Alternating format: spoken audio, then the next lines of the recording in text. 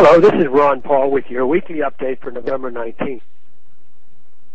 Is all the recent talk of secession mere sour grapes over the election, or perhaps something deeper? Currently, there are active petitions in support of secession for all 50 states, with Texas taking the lead in number of signatures.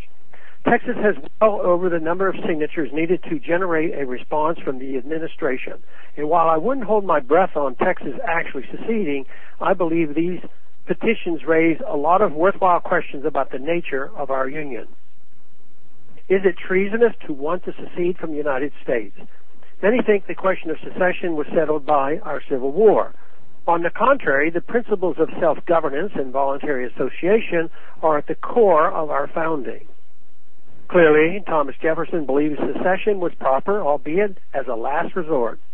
Writing to William Giles in 1825, he concluded that states, quote, should separate from our companions only when the sole alternatives left are the dissolution of our union with them, or submission to a government without limitation of powers, close quote.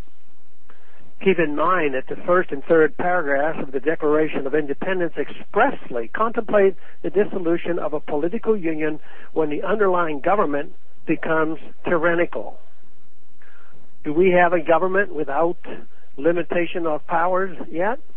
The federal government kept the Union together through violence and force in the Civil War, but might really make right? Secession is deeply an American principle. This country was born through secession. Some felt it was treasonous to secede from England, but those traitors became our country's greatest patriots. There is nothing treasonous or unpatriotic about wanting a federal government that is more responsive to the people it represents. That is what our Revolutionary War was all about, and today our own federal government is vastly overstepping its constitutional bounds with no signs of reform.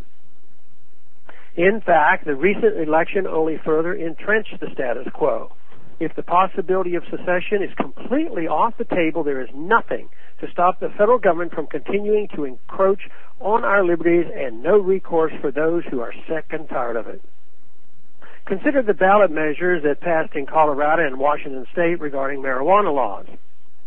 The people in those states have clearly indicated that they are ready to try something different where drug policy is concerned, yet they will still face a tremendous threat from the federal government. In California, the feds have been arresting peaceful medical marijuana users and raiding dispensaries that state and local governments have sanctioned.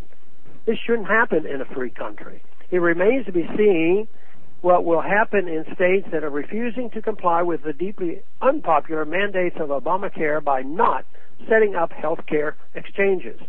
It appears the federal government will not respect those decisions either.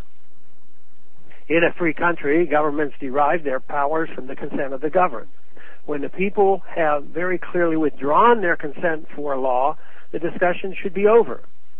If the feds refuse to accept that and continue to run roughshod over the people, at what point do we acknowledge that that is not freedom anymore?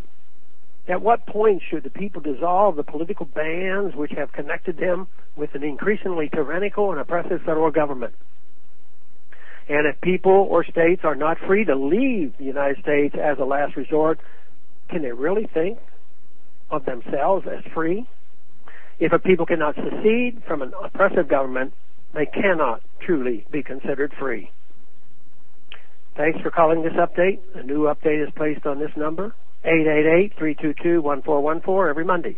The written text can be found on my website, www.house.gov/Paul, under the heading Texas Straight Talk. Thanks for calling.